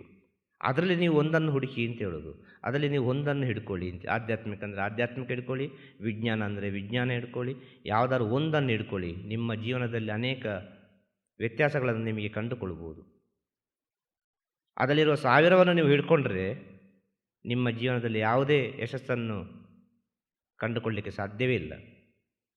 ಅದಕ್ಕೆ ಹೇಳಿದ, ಒಂದು ಪುಸ್ತಕ, ಒಂದು ಫೋನ್. ಒಂದು ಪುಸ್ತಕ ಅಂತ ಹೇಳಿದರೆ ಯಾರ ಚರಿತ್ರೆ, ಯಾರ ವಿಷಯ ಅವರದು ಮಾತ್ರ ಇರ್ತದೆ ಅಲ್ವಾ? ಒಂದನ್ನು ಹಿಡ್ಕೊಳ್ಳಿ. 1000ವನ್ನು ಹಿಡ್ಕೊಂಡ್ರೆ ನಮ್ಮ ಜೀವನದ ಸ್ಥಿತಿ ಅಧೋಗತಿ ಅಂತ ಹೇಳೋದು. ನಮಗೇನು ಯಶಸ್ಸು ನೋಡಲಿಕ್ಕೆ ಆಗೋದಿಲ್ಲ. ಬಿಸ್ನೆಸ್ಸಲ್ಲೇ ಹೋಗಿ, ಬೇರೆ ಎಲ್ಲಿಗೆ ಹೋಗ್ಬಿಡಿ, ಆ ಬಿಸ್ನೆಸ್ಸಲ್ಲೇ ಭಗವಂತ ಇದ್ದಾನೆ. ವಿಜ್ಞಾನದಿಂದೇ ಹೋಗಿ, ಅದರಲ್ಲಿ ಭಗವಂತ ಇದ್ದಾನೆ. ಅದರಲ್ಲೇ ಇರಿ. ವಿಜ್ಞಾನವ ಜ್ಞಾನವ ಅಂತೇಳಿ ಎರಡು ಡಿಸ್ಕಸ್ ಮಾಡಿಕೊಂಡು ಎರಡು ದೋಣಿಯಲ್ಲಿ ಕಾಲಿಟ್ಟಾಗಿ ಆಗಬಾರ್ದು. ಯಾವುದೋ ಒಂದನ್ನು ಇಟ್ಕೊಳ್ಳಿ, ಅಭ್ಯಾಸ ಮಾಡಿ. ಅಭ್ಯಾಸ ಮಾಡಿ ಮಾಡಿ ಮಾಡಿ ಮಾಡಿ ಮಾಡಿ ನಿಮಗೆ ಒಂದು ತುಂಬ ಸಂತೋಷವನ್ನು ಕೊಡ್ತದೆ. ಆ ಒಂದು ನಿಮಗೆ ತುಂಬ ಸಂತೋಷ ಕೊಡ್ತದೆ. ಯಾವುದಾದ್ರೂ ಸರಿ, ಅದು ಹೋಗ್ತಾ ಹೋಗ್ತಾ ಹೋಗ್ತಾ ಹೊಸ ಹೊಸ ಅನುಭವವನ್ನು ಕೊಡ್ತದೆ. ಒಂದು 1000ವನ್ನು ಇಟ್ಕೊಂಡ್ರೆ ಯಾವುದು ಅಂತೇಳಿ ನಮಗೆ ಗೊತ್ತೇ ಆಗೋದಿಲ್ಲ. ನಮ್ಮ ಜೀವನ ಎಷ್ಟೋ ಮುಂದೆ ಹೋಗಿರ್ತದೆ. ಆಗ ಜೀವನ ಕ್ಷಣಿಕ, ಯಾವಾಗ ಏನು ಬೇಕಾದ್ರೆ ಆಗ್ಬೋದು. ಅರ್ಥ ಆಯ್ತಲ್ವ? ಆ ಕ್ಷಣಿಕವಾದ ಜೀವನದಲ್ಲಿ ಒಂದೊಂದು ಕ್ಷಣ ಕೂಡ ಅದ್ಭುತ ಕ್ಷಣ ಅಂತ ಹೇಳೋದು, ಪವಿತ್ರವಾದ ಕ್ಷಣ ಅಂತ ಹೇಳೋದು. ಒಂದೊಂದು ಕ್ಷಣ ಕೂಡ, ಆ ಒಂದೊಂದು ಕ್ಷಣವನ್ನು ಕೂಡ ವ್ಯರ್ಥ ಮಾಡಬೇಡಿ ಅಂತ ಹೇಳೋದು. ಒಂದೊಂದು ಕ್ಷಣ ಕೂಡ ಪವಿತ್ರ ಭಾವನೆಯಿಂದ ಜೀವನವನ್ನು ಮಾಡಲಿಕ್ಕೆ ಕಲೀರಿ. ಆ ರೀತಿಯಾಗಿ ನಿಮ್ಮ ಜೀವನದ ಪರಿವರ್ತನೆ ಆದರೆ ಅದು ಭಗವಂತನಿಗೆ ಬಹಳ ಹತ್ತಿರ ಆಗ್ತದೆ. ಭಗವಂತನಿಗೆ ಬಹಳ ಹತ್ತಿರ ಆಗ್ತದೆ. ಜ್ಞಾನ ಮಾರ್ಗ ಎಂಬುದು ಬಹಳಷ್ಟು ಬೇಗ ಸಿಗ್ತದೆ. ಒಂದೊಂದು ಕ್ಷಣ ಕೂಡ ಪವಿತ್ರ ಭಾವನೆಯಿಂದ ಜೀವನವನ್ನು ಮಾಡಿ. ಅರ್ಥ ಆಗ್ತಾ ಹೇಳೋದು? ಎಲ್ಲ ಇರೋದು ನಮ್ಮ ಶ್ವಾಸದಲ್ಲಿ, ನಮ್ಮ ಉಸಿರಾಟದಲ್ಲಿ. ಅದೇ ಹೇಳೋದು, ಈಗಿನ ಜ್ಞಾನ ಕಂಪ್ಯೂಟರ್ ಜ್ಞಾನ, ವಿಜ್ಞಾನ ಜ್ಞಾನ. ಇದು ಯಾವಾಗ ಬೇಕಾದರೂ ಕೈ ಕೊಡ್ಬೋದು, ಯಾವಾಗ ಬೇಕಾದರೂ ಏನು ಬೇಕಾದ್ರೂ ಆಗ್ಬೋದು ಅಲ್ವಾ? ಎಂಥ ಫೋನ್ ಇದ್ದೇನು ಪ್ರಯೋಜನ ಟವರ್ ಸಿಕ್ಕದಿದ್ದರೆ? ಎಂಥ ಫೋನ್ ಇದ್ದರೂ ಏನು ಪ್ರಯೋಜನ ಒಂದು ಚಾರ್ಜ್ ಇಲ್ಲದಿದ್ದರೆ? ಎಂಥ ಟೆಕ್ನಾಲಜಿದು ಏನು ಪ್ರಯೋಜನ ಪ್ರಪಂಚದಲ್ಲಿ ಕರೆಂಟ್ ಇಲ್ಲದಿದ್ದರೆ? ಆದರೆ ನಮ್ಮ ಹಿಂದಿನವರು ಹಿರಿಯರು ಮಾಡಿದ ವಿಚಾರ ಎಲ್ಲ ಎಷ್ಟು ಅದ್ಭುತವಾಗಿತ್ತು. ಯಾರನ್ನು ನಂಬಬೇಡ, ನಿನ್ನನ್ನು ನೀನು ನಂಬು. ಒಂದು ಬಾವಿಯಿಂದ ನೀರು ಸೇದಬೇಕು ಅಂತೇಳಿದರೆ ತನ್ನಂಬಿಕೆ ಬೇಕಲ್ಲ, ಒಂದು ಧೈರ್ಯ ಬೇಕಲ್ಲ. ಬಾವಿಯಿಂದ ನೀರು ಸೇದಬೇಕಾದ್ರೆ ಎಲ್ಲರಿಗೂ ನೀರು ಸೇದಲಿಕ್ಕೆ ಆಗ್ತದ? ಅದರಲ್ಲೆಲ್ಲ ತನ್ನಂಬಿಕೆ ಇದೆ. ಹಿಂದಿನವರು ಹೇಳಿದ ಕೆಲಸದಲ್ಲಿ, ಹಿಂದಿನವರು ಯಾವುದ್ಯಾವುದರಲ್ಲಿ ಹೇಳಿದರೆ ಎಲ್ಲದರಲ್ಲಿ ತನ್ನಂಬಿಕೆ ಇದೆ, ಆತ್ಮವಿಶ್ವಾಸ ಇದೆ. ನಿಮ್ಮ ಮೇಲೆ ನಿಮಗೆ ನಂಬಿಕೆ ಹೆಚ್ಚಾಗ್ತದೆ ಹಿಂದಿನವರು ಹೇಳಿದ ಸ್ಥಿತಿಗತಿಯಲ್ಲಿ. ಈಗಿನ ಪ್ರೆಸೆಂಟ್ ಸಿಚುವೇಷನ್ನಲ್ಲಿ ಯಾರಿಗೂ ಅವರ ಮೇಲೆ ನಂಬಿಕೆ ಇಲ್ಲ. ಕಾರಣ ಏನು? ಅವರು ಮಾಡ್ತಾ ಇಲ್ಲ, ಯಾವುದು ಎಲ್ಲ ಮಿಷನರಿ ಮಾಡ್ತಾ ಉಂಟು. ಆದ ಕಾರಣ ಮಿಷನರಿ ಲೈಫ್ ಇದು, ಮಿಷನರಿ ಜ್ಞಾನ ಇದೆಲ್ಲ, ಈಗಿನ ಜ್ಞಾನ ಎಲ್ಲ. ಯಾರು ನೀವು ಮಾಡ್ತಾ ಇಲ್ಲ, ಎಲ್ಲವೂ ಅದಾಗಿ ಅದು ಮಾಡ್ತಾ ಉಂಟು. ಕೇವಲ ಬೆರಳಿಗೆ ಮಾತ್ರ ಕೆಲಸ. ಇನ್ನು ಸ್ವಲ್ಪ ಸಮಯ ಹೋದರೆ ಅದಕ್ಕೂ ಕೆಲಸ ಇರಲಿಕ್ಕಿಲ್ಲ, ಬೆರಳಿಗೆ ಕೂಡ ಕೆಲಸ ಇರಲಿಕ್ಕಿಲ್ಲ. ಸುಮ್ಮನೆ ನಾವೇನು ನೆನೆಸ್ತೇವೆ ಅದು ತನಿಗೆ ಆಗಬಹುದು. ಆಗ ನಮ್ಮ ಶಕ್ತಿ ಎಷ್ಟು ಕುಂಠಿತಗೊಂಡಿದೆ, ನಾವು ಎಷ್ಟು ಬಲಹೀನರಾಗಿದ್ದೇವೆ ಅಂತ ನಾವು ಅರ್ಥ ಮಾಡಿಕೊಳ್ಬೇಕು ಅಂತ ಹೇಳೋದು. ಇದೊಂದು 50 ವರ್ಷದ ಹಿಂದಿನ ಕಥೆಯನ್ನು ಹೇಳೋದು. ಈಗ ಅದನ್ನು ಹಾಗೆ ವರ್ಷ ಹಿಂದೆ ಹಿಂದೆ ಹಿಂದೆ ಹಿಂದೆ ಹೋದರೆ ಮನುಷ್ಯನ ಒಳಗಿನ ಶಕ್ತಿ ಎಷ್ಟು ಅದ್ಭುತವಾಗಿರ್ಬೋದು. ಇವತ್ತಿನ ಮಕ್ಕಳಿಗೆಲ್ಲ ಬಾವಿ ಅಂತ ಹೇಳಿದ್ರೆ ಏನು ಅಂತಲೇ ಗೊತ್ತಿರಲಿಕ್ಕಿಲ್ಲ. ವಸ್ತ್ರ ಒಗೆಯುವುದಂದರೆ ಹೇಗೆ ಅಂತ ಕೇಳ್ತಾರೆ ಇವತ್ತಿನ ಮಕ್ಕಳು ಅಲ್ವಾ? ಅದೆಷ್ಟೋ ಮನೆಯಲ್ಲಿ ಮಕ್ಕಳು ವಸ್ತ್ರವೇ ಒಗೆಯುವುದಿಲ್ಲ, ಇವತ್ತು ಕೂಡ ಅಮ್ಮನೇ ಒಗಿತಿದ್ದಾರೆ. ವಸ್ತ್ರ ಹಾಕಲಿಕ್ಕೆ ಮಾತ್ರ ಗೊತ್ತು, ಪ್ಯಾಷನ್ ಆಗಿ ಅಲ್ವಾ? ಸತ್ಯ ಅಲ್ವಾ ಇದು? ಇದೆಲ್ಲ ಮನೆಯಲ್ಲಿ ಒಂದು ಅಮ್ಮಂದ್ರ ಹತ್ರ ಕೇಳಿದರೆ ಗೊತ್ತಾಗ್ಬೋದು. ವಸ್ತ್ರ ಎಲ್ಲ ರಾಶಿ ರಾಶಿ ಬಿದ್ದಿರ್ತದೆ. ಆಗೋದಿಲ್ಲ, ಶಕ್ತಿ ಇಲ್ಲ. ಸಣ್ಣ ಕೆಲಸ ಮಾಡೋಗಲೇ ಎಂಥದ್ದು ಟ್ರಸ್ ಎಂತ ಹೇಳೋದಕ್ಕೆ, ಎಂಥದೋ ಒಂದು ತಲೆ ಬಿಸಿ. ಅರ್ಥ ಆಯ್ತಲ್ಲ ಹೇಳೋದು? ಸಣ್ಣ ಸಣ್ಣ ಕೆಲಸ ಮಾಡೋಗಲೇ ಇದು ಟೆನ್ಷನ್. ಒಂದು ಅರ್ಧ ಕಿಲೋಮೀಟರ್ ನಡೆಯುವಾಗ ಟೆನ್ಷನ್, 1 ಕಿಲೋಮೀಟರ್ ನಡೆದರೆ ಟೆನ್ಷನ್. ನಡೀಲಿಕ್ಕೆ ಆಗೋದಿಲ್ಲ, ಯಾರು ನಡೆಯುವುದು ಅಂತೇಳಿ. ಬಿಸಿಲನ್ನು ತಡ್ಕೊಳ್ಳಿಕ್ಕೆ ಆಗೋದಿಲ್ಲ. ಯಾವುದು ಆಗ್ತಲ್ಲ. ಈಗ ಮನುಷ್ಯನ ಆರೋಗ್ಯ ಕೆಡುತ್ತಾ ಉಂಟು ಅಂತ ಹೇಳೋದು ವಿಜ್ಞಾನದಿಂದಾಗಿ. ವಿಜ್ಞಾನ ಬೆಳೀತಾ ಬೆಳೀತಾ ಬೆಳೀತಾ, ವಿಜ್ಞಾನ ಬೇಕು, ಎಷ್ಟಕ್ಕೆ ಬೇಕು ಅಷ್ಟಕ್ಕೆ ಮಾತ್ರ ಉಪಯೋಗಿಸಿ. ಆ ವಿಜ್ಞಾನದಿಂದ ಒಳಿತಾಗ್ತದ, ಆ ವಿಜ್ಞಾನವನ್ನು ಹಿಂಬಾಲಿಸಿ. ಇವತ್ತು ಪ್ರತಿಯೊಂದು ವಿಚಾರ ಕೂಡ ಹಾಗೆ ಆಗಿದೆ ಅಂತ ಹೇಳೋದು. ಇದರಿಂದೆಲ್ಲ ಮನುಷ್ಯ ಕೆಟ್ಟು ಹೋಗ್ತಾ ಇದ್ದಾನೆ ಅಂತ ಹೇಳೋದು. ಮನುಷ್ಯನ ಆರೋಗ್ಯ ಕೆಟ್ಟು ಹೋಗ್ತಾ ಉಂಟು, ಮನುಷ್ಯನ ಮನಸ್ಥಿತಿ ಕೆಟ್ಟು ಹೋಗ್ತಾ ಉಂಟು, ಎಲ್ಲ ವಿಚಾರಗಳು ಕೆಟ್ಟು ಹೋಗ್ತಾ ಉಂಟು. ಒಟ್ಟಿನಲ್ಲಿ ಹೇಳೋದಾದರೆ ಇದು ಇನ್ನಷ್ಟು ಬೆಳೆದರೆ ಏನಾಗೋದು? ಆಗ ಇದರಿಂದ ತಪ್ಪಿಸಬೇಕಾ? ಸುಲಭ ಉಪಾಯ. ಪ್ರತಿ ಕ್ಷಣ ಒಳ್ಳೆಯದನ್ನೇ ಯೋಚನೆ ಮಾಡಿ, ಒಳ್ಳೆಯ ವಿಷಯಗಳೇ ಹಿಂದೆ ಹೋಗಿ. ಆಗ ಸ್ವಲ್ಪ ನಾವು ಸೇಫ್ ಆಗ್ಬೋದು ಈ ವಿಜ್ಞಾನ ಯುಗದಲ್ಲಿ. ಯಾವುದೋ ಒಂದನ್ನು ಹಿಡ್ಕೊಳ್ಳಿ. ಪ್ರತಿ ಕ್ಷಣ ನಾವು ಉಸಿರು ಬಿಡುವಾಗ ಕೂಡ ಒಳಿತನ್ನೇ ನೆನೆಸಿಕೊಳ್ಳಿ. ಒಳ್ಳೊಳ್ಳೆ ವಿಚಾರಗಳನ್ನೇ ನೆನೆಸಿ ಉಸಿರನ್ನು ಒಳಗೆ ತಗೊಳ್ಳಿ. ಆ ಉಸಿರು ಮಾಡೋ ಕೆಲಸ ಎಲ್ಲವೂ. ಬೇರೆ ದಾರಿ ಇಲ್ಲ. ಕೂಡಿದಷ್ಟು ಪುಣ್ಯವನ್ನು ಮಾಡಿ. ಆದ ಕಾರಣ ಕಲಿಯುಗದಲ್ಲಿ ಭಕ್ತಿ ಶ್ರೇಷ್ಠ ಅಂತ ಹೇಳಿದರು. ಬೇರೆ ಏನೂ ಸಾಧನೆ ಮಾಡಲಿಕ್ಕೆ ಆಗೋದಿಲ್ಲ ಕಲಿಯುಗದಲ್ಲಿ. ಸಾಧನೆ ಮಾಡಲಿಕ್ಕೆ ಬಿಡುವುದಿಲ್ಲ. ಭಾಳ ಕಷ್ಟ ಆಗ್ತದೆ ಸಾಧನೆ ಮಾಡಲಿಕ್ಕೆ. ಆದ ಕಾರಣ ನೀನು ಭಕ್ತಿ ಮಾಡು. ಭಕ್ತಿ ಅಂದರೆ ಏನು? ಪ್ರೀತಿ, ಬೇರೆ ಏನಲ್ಲ. ಎಲ್ಲ ಮಹಾಮಹಾಜ್ಞಾನಿಗಳು, ಯೋಗಿಗಳು, ಋಷಿಮುನಿಗಳು ಕೊನೆಗೆ ಹೇಳಿದಂಥ ವಿಚಾರ ಅದುವೇ. ಎಲ್ಲದಕ್ಕಿಂತ ಮೇಲಾದ ಸಾಧನೆ ಪ್ರೀತಿಯಪ್ಪ. ಎಲ್ಲರ ಜೊತೆ ಪ್ರೀತಿಯಿಂದ ಇರು. ಎಲ್ಲವನ್ನು ನಮಗೆ ಗೆಲ್ಲಲಿಕ್ಕೆ ಆಗುವುದಿಲ್ಲ. ಆ ಭಗವಂತನನ್ನು ಎಲ್ಲರಲ್ಲಿ ನೋಡು. ಭಗವಂತ ಎಲ್ಲದರಲ್ಲಿಯೂ ಇದ್ದಾನೆ. ಆ ಶಕ್ತಿ ಎಲ್ಲದರಲ್ಲಿಯೂ ಉಂಟು. ಎಲ್ಲವನ್ನು ಪ್ರೀತಿ ಮಾಡು. ಎಲ್ಲರನ್ನು ಪ್ರೀತಿಸು. ಸುಲಭದ ದಾರಿಯನ್ನು ಹೇಳಿದರು. ಆಗ ನಮ್ಮ ಒಳಗೆ ಪ್ರೀತಿ ಸೃಷ್ಟಿ ಆಗಿದ್ದರೆ ನಾವೆಲ್ಲರನ್ನು ಪ್ರೀತಿ ಮಾಡೋದು. ನಮ್ಮ ಒಳಗೆ ಪ್ರೀತಿ ಸೃಷ್ಟಿ ಆಗದಿದ್ದರೆ ನಾವು ಇನ್ನೊಬ್ಬರನ್ನು ಪ್ರೀತಿ ಮಾಡೋದು ಹೇಗೆ? ಇನ್ನೊಬ್ಬರನ್ನು ಗೌರವಿಸುವುದು ಹೇಗೆ? ನಮ್ಮ ಒಳಗೆ ನಮ್ಮ ಮೇಲೆ ನಮಗೆ ಗೌರವ ಇಲ್ಲದ್ರೆ ನಾವು ಇನ್ನೊಬ್ಬರನ್ನು ಗೌರವಿಸುವುದು ಹೇಗೆ? ನಮಗೆ ನಮ್ಮ ಮೇಲೆ ನಂಬಿಕೆ ಇಲ್ಲದ್ರೆ ನಾವು ಇನ್ನೊಬ್ಬರನ್ನು ನಂಬುವುದು ಹೇಗೆ? ಆಗ ಯಾವುದೇ ವಿಚಾರ ಆದರೂ ಕೂಡ ಅದು ಮೊದಲು ನಮಗೆ. ಯಾವುದೇ ವಿಚಾರ ಆದರೂ ಕೂಡ ಅದು ಮೊದಲು ನಮಗೆ. ಒಳ್ಳೆಯದಾದರೂ ನಮಗೆ, ಕೆಟ್ಟದಾದರೂ ನಮಗೆ. ನಮ್ಮಿಂದ ಮುಂದೆಗೆ ಹೋಗುವುದು ಎಂಬ ಜ್ಞಾನ ಪ್ರತಿಯೊಬ್ಬರ ಒಳಗೆ ಬಂದರೆ ಜ್ಞಾನ ಮಾರ್ಗ ಅವರಿಗೆ ಸೂಕ್ತವಾದ ಮಾರ್ಗ, ಒಳ್ಳೆಯ ಮಾರ್ಗ. ಅರ್ಥ ಆಯ್ತಲ್ವ? ಈ ಪ್ರಪಂಚದಲ್ಲಿ ಆಗುವ ಪ್ರತಿಯೊಂದು ವಿಚಾರವೂ ಮೊದಲಿಗೆ ಆಗೋದು ನನಗೆ ಎಂಬ ಜ್ಞಾನ ಎಲ್ಲರಿಗಿರಬೇಕು ಅಂತ ಹೇಳೋದು. ಆಗ ಏನಾದರೂ ಕೂಡ ಮೊದಲು ನಮ್ಮಿಂದ ಪ್ರಾರಂಭವಾಗೋದು ಅಂತೇಳಿ ಜ್ಞಾನ ಪ್ರತಿಯೊಬ್ಬರಲ್ಲಿ ಬರಬೇಕು. ಒಂದು ಒಳ್ಳೆಯದಾಗ್ತದ ಅದು ನಮ್ಮಿಂದ ಆಗೋದು, ಆ ಕೆಟ್ಟದಾಗ್ತದ ನಮ್ಮಿಂದಲೇ ಆಗೋದು. ನಮ್ಮೊಳಗೆ ಏನು ಸೃಷ್ಟಿಯಾಗ್ತದೆ ಅದರಿಂದಲೇ ಪ್ರಾರಂಭವಾಗೋದು. ನಿಮ್ಮೊಳಗೆ ಒಳ್ಳೆಯದು ಸೃಷ್ಟಿ ಆಯಿತಾ ಒಳ್ಳೆಯ ದಾರಿಯಲ್ಲೇ ಹೋಗ್ತದೆ. ನಿಮ್ಮೊಳಗೆ ಕೆಟ್ಟದ್ದು ಸೃಷ್ಟಿ ಆಯಿತಾ ಕೆಟ್ಟ ದಾರಿಯಲ್ಲೇ ಹೋಗ್ತದೆ. ಆಗ ಮೊದಲು ನಮ್ಮನ್ನು ನಾವು ತಿಳ್ಕೊಳ್ಬೇಕು ಅಲ್ವಾ? ಆಡಿದ ಮಾತುಗಳು, ಈಗ ನಾವು ಒಬ್ಬರಿಗೆ ಬೈತೇವೆ, ಏನೋ ಒಂದು ಹೇಳ್ತೇವೆ, ಒಳ್ಳೆಯದನ್ನು ಹೇಳ್ತೇವೆ. ಮೊದಲು ಕೇಳುವುದು ಯಾವುದು? ನಿಮ್ಮ ಕಿವಿ ಅಲ್ಲ, ಹೇಳಿದವರ ಕಿವಿ. ಈಗ ನಾನು ನಿಮ್ಮ ಹತ್ರ ಹೇಳ್ತಾ ಇದ್ದೇನೆ, ಏನೋ ಒಂದು ಹೇಳ್ತಾ ಇದ್ದೇನೆ, ಅದು ಮೊದಲು ಕೇಳುವುದು ಯಾರಿಗೆ? ನನಗೆ ಅಲ್ವಾ? ಮೊದಲು ಕೇಳುವುದು ಯಾರಿಗೆ? ನನಗೆ. ಆಗ 10 ಬಾರಿ 100 ಬಾರಿ 1000 ಬಾರಿ ಒಳ್ಳೆಯದನ್ನು ಮಾತಾಡ್ತಾ ಒಳ್ಳೆಯದನ್ನು ಕೇಳ್ತಾ ಕೇಳ್ತಾ ಕೇಳ್ತಾ ಹೋಗುವಾಗ ಒಳ್ಳೆಯದೇ ಆಗೋದಲ್ವ? ಒಳಗೆ ಒಳ್ಳೆಯದನ್ನೇ ಸೃಷ್ಟಿಯಾಗೋದು. ಆ 1000 ಬಾರಿ ಕೆಟ್ಟದನ್ನೇ ಮಾತಾಡೋ, ನೆಗೆಟಿವನ್ನು ಮಾತಾಡೋ ಒಳಗೆ ನೆಗೆಟಿವ್ ತಾನೇ ಹೋಗೋದು. ಅದೇ ಹೇಳಿದ್ದು, ಮೊದಲು ಏನಾದರೂ ಅದು ಆಗೋದು ನಮಗೆ, ಬೇರೆ ಯಾರಿಗಲ್ಲ.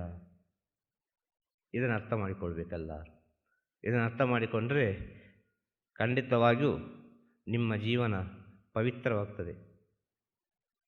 ನಿಮ್ಮ ಜೀವನ 10 ಜನರಿಗೆ ಆದರ್ಶವಾಗಿರ್ತದೆ. ಇದನ್ನು ತಿಳಿದುಕೊಳ್ಳಿ. ಇದೇ ಹೇಳಿದೆ, ಇವತ್ತಿನ ಜ್ಞಾನಕ್ಕೂ ಹಿಂದಿನ ಜ್ಞಾನಕ್ಕೂ, ಇವತ್ತಿರುವ ಮನುಷ್ಯರ ಶಕ್ತಿಗೂ ಮನುಷ್ಯರ ಸ್ಥಿತಿಗೂ ಹಿಂದಿರುವ ಮನುಷ್ಯರ ಸ್ಥಿತಿಗೂ ಎಷ್ಟು ವ್ಯತ್ಯಾಸ ಇದೆ ಅಂತೇಳಿ.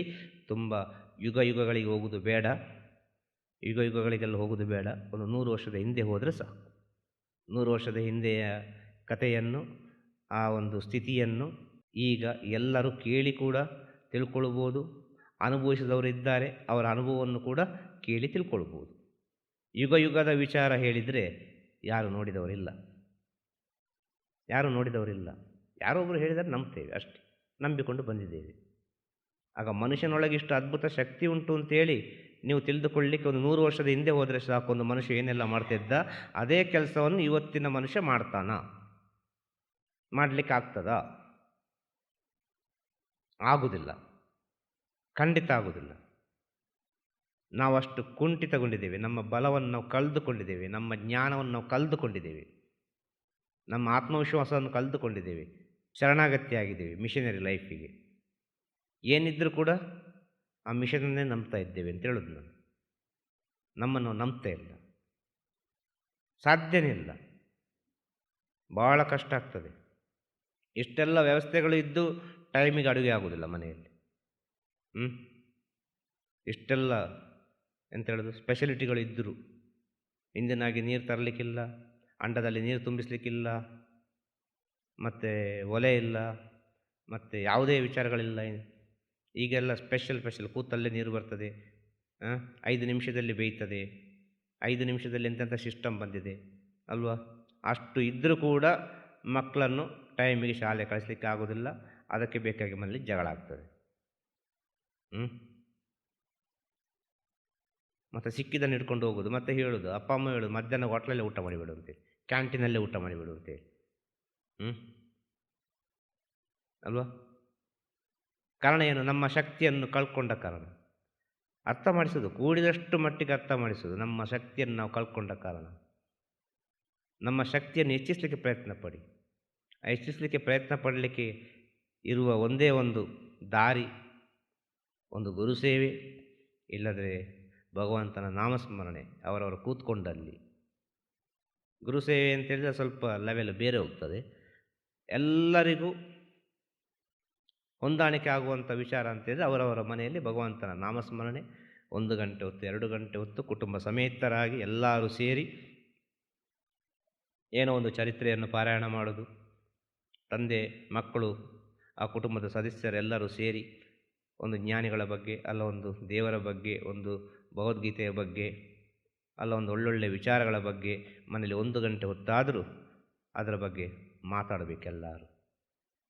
ಫ್ರೆಂಡ್ಲಿಯಲ್ಲಿ ಮಾತಾಡಬೇಕು, ಸಂತೋಷದಲ್ಲಿ ಮಾತಾಡಬೇಕು, ಖುಷಿಯಲ್ಲಿ ಮಾತಾಡಬೇಕು, ಅಹಂಕಾರದಲ್ಲಿ ಮಾತಾಡಬಾರ್ದು, ನಾನು ಎಂಬ ವಿಚಾರದಲ್ಲಿ ಮಾತಾಡಬಾರ್ದು. ಅದರ ಬಗ್ಗೆ ತಿಳ್ಕೊಳ್ಬೇಕು, ಇನ್ನಷ್ಟು ಒಳಗೆ ಹೋಗಲಿಕ್ಕೆ ಪ್ರಯತ್ನ ಪಡಬೇಕು. ಆವಾಗ ಆ ಮನೆ ಹೇಗಿರ್ತದೆ, ಆ ಮನೆಗೆ ಸಂಬಂಧಪಟ್ಟವರು ಹೇಗಿರ್ತಾರೆ, ಆ ಮನೆಯಲ್ಲಿ ಹುಟ್ಟುವ ಮಗು ಹೇಗಿರುತ್ತದೆ, ಇದನ್ನೆಲ್ಲ ನೀವು ಅರ್ಥ ಮಾಡಿಕೊಳ್ಬೋದು ಜೀವನದಲ್ಲಿ. 1 ಗಂಟೆ ಹೊತ್ತು ಕೊಟ್ಟು ಬಿಡಿ ಮನೆಗೆ. ಆ 1 ಗಂಟೆ ಹೊತ್ತಾದರೂ ಮನೆಯವರ ಜೊತೆ, ಅಪ್ಪ ಅಮ್ಮನವರ ಜೊತೆ ಎಲ್ಲ ಚೆನ್ನಾಗಿ ಸಂತೋಷವಾಗಿ ಒಂದು ಒಳ್ಳೆ ದೈವಿಕ ಸ್ಥಿತಿಯಲ್ಲಿ ಮಾತಾಡ್ತಾ ಇರುವ ಆ ಮನೆಯೇ ಪವಿತ್ರವಾಗ್ತದೆ. ಆ ಮನೆಯಲ್ಲೇ ಒಂದು ಪಾಸಿಟಿವ್ ಎಂಬ ವಿಚಾರ ಸೃಷ್ಟಿಯಾಗ್ತದೆ. ಆ ಮನೆಯಲ್ಲೇ ಅನೇಕ ರೀತಿಯ ಶಕ್ತಿಗಳು ಸೃಷ್ಟಿಯಾಗ್ತದೆ. ಆ ಮನೆಯಲ್ಲೇ ಅನೇಕ ಅದ್ಭುತ ವಿಚಾರಗಳು ಸೃಷ್ಟಿಯಾಗ್ತದೆ ಆದ ಮೇಲೆ. ಇದಂತೂ ಸತ್ಯ. ಇಂಥ ವಿಚಾರವನ್ನು ಪ್ರತಿಯೊಬ್ಬರವರವರ ಮನೆಯಲ್ಲಿ ಕಂಡುಕೊಳ್ಬೇಕು, ನೋಡಿಕೊಳ್ಳಬೇಕು, ಜಾರಿಗೆ ತರಬೇಕು.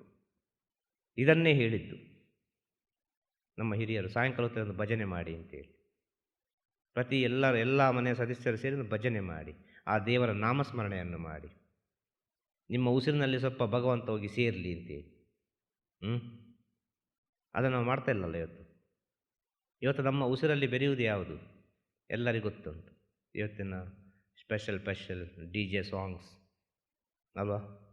ಇವತ್ತಿನ ಸ್ಪೆಷಲ್ ಏನೆಲ್ಲ ವಿಚಾರಗಳು, ಯಾರ್ಯಾರ ವಿಚಾರಗಳು, ಅಲ್ಲಿ ಏನಾಯಿತು, ಇಲ್ಲಿ ಏನಾಯಿತು, ಅಲ್ಲಿ ಏನಾಯಿತು, ಅಲ್ಲಿ ಏನಾಯಿತು, ಅಮೆರಿಕದಲ್ಲಿ ಏನಾಯಿತು, ಇಂಗ್ಲೆಂಡಲ್ಲಿ ಏನಾಯಿತು, ಲಂಡನ್ನಲ್ಲಿ ಏನಾಯಿತು, ಎಲ್ಲ ವಿಷಯ ನಮಗೆ ಗೊತ್ತು. ನಮ್ಮ ಮನೆಯೊಳಗೆ ಏನಾಯಿತು ನಮಗೆ ಗೊತ್ತಿಲ್ಲ. ನಮ್ಮ ಮನೆಯೊಳಗೆ ಏನಾಯಿತು ನಮಗೆ ಗೊತ್ತಿಲ್ಲ. ಬಾಕಿ ಎಲ್ಲ ಮನೆಯ ವಿಚಾರ ನಮಗೆ ಗೊತ್ತಾಗ್ತದೆ, ನಮ್ಮ ಮನೆಯ ವಿಚಾರ ನಮಗೆ ಗೊತ್ತಾಗುವುದಿಲ್ಲ ಇವತ್ತಿನ ಕಾಲದಲ್ಲಿ.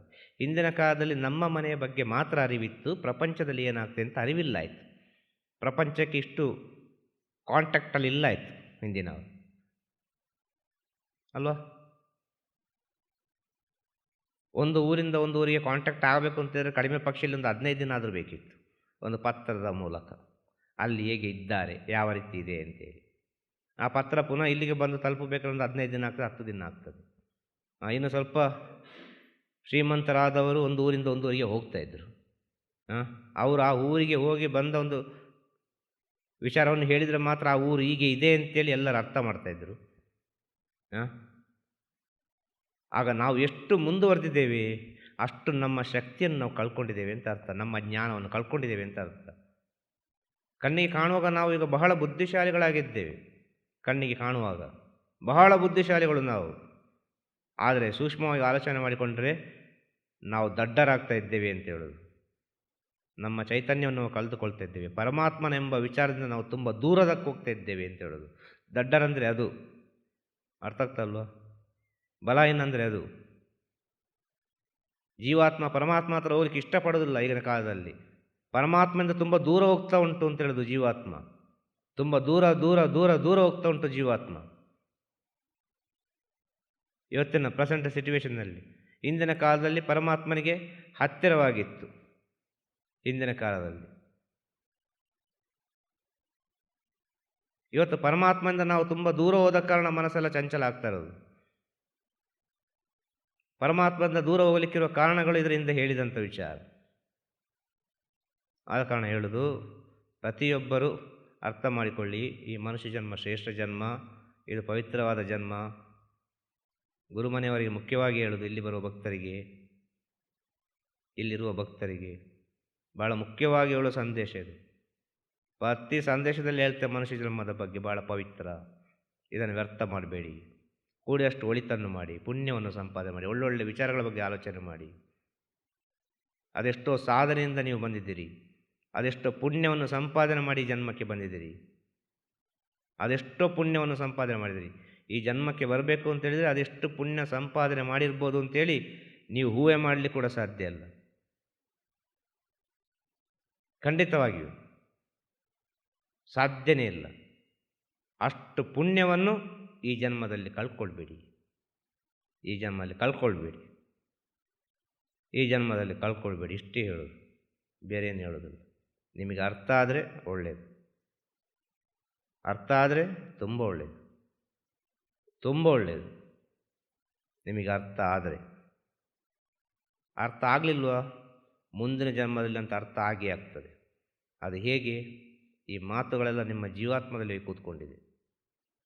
ಡೆಫಿನೆಟ್ಟಾಗಿ ಅದು ಆಟೋಮೆಟಿಕ್ಕಾಗಿ ಈ ದಾರಿ ಕರ್ಕೊಂಡು ಬಂದೇ ಬರ್ತದೆ. ಇಷ್ಟೇ ಹೇಳ್ಬೋದು. ಇದುವೇ ಇವತ್ತಿನ 27ನೇ ದಿನದ ಜ್ಞಾನಬಿಂದು. ಇದನ್ನೆಲ್ಲರೂ ಅರ್ಥ ಮಾಡಿಕೊಳ್ಳಿ. ಶುಭವಾಗಲಿ, ಎಲ್ಲರಿಗೂ ಜಯವಾಗಲಿ. ತಿರುಚಿಟ್ಟಂಬಲಂ.